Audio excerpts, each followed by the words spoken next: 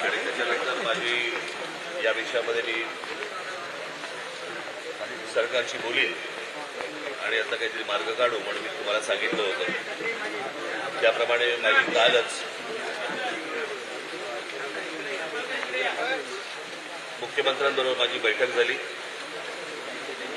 आणि महत्त्वाचे जे दोन विषय होते त्या दोन विषयामध्ये माझं त्यांच्याशी बोलणं झालं. खरं तर 3 विषय होते. त्यातला एक विषय होता मुळा मोठा कॉरिडॉर जो आहे यातल्या इलिगल गोष्टी बाजूला सारणे काढणे, त्याचं काम तरी आता सुरू झालेलं आहे.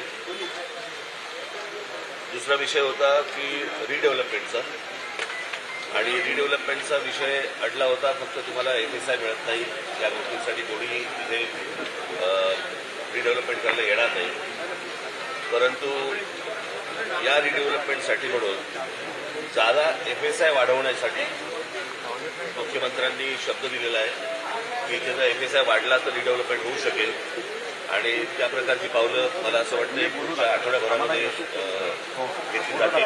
त्याप्रमाणे तुमच्या इकडची सगळी रिडेव्हलपमेंट, जे जवळपास 3 लाख नागरिक राहतात त्या नागरिकांसाठी म्हणून ती रिडेव्हलपमेंट पुढे होईल.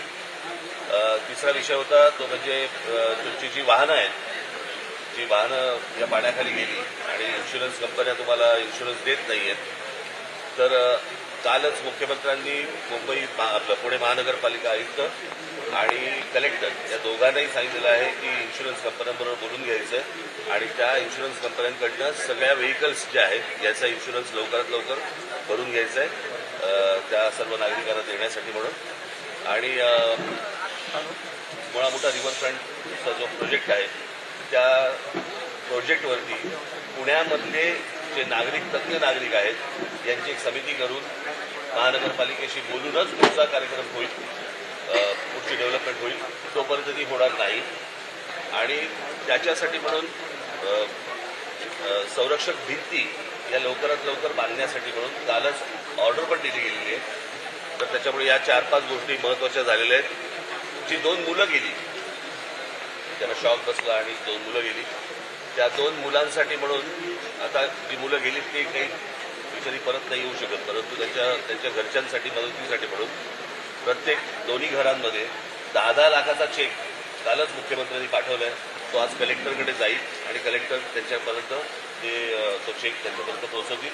त्याचबरोबर त्यातला एक जो त्यांचा भाऊ होता जो बरोबर तिकडे होता त्याला देखील सरकारी उच्चाधिकारी खात्यामध्ये नोकरी संदर्भामध्ये त्याचा पण विषय हा काल मार्गी लागलेला आहे. एवढी माहिती देण्यासाठी म्हणूनच फक्त एवढं मी आपल्यापर्यंत आलो. दुसरं मला काही सांगायचं. ठीक आहे, धन्यवाद.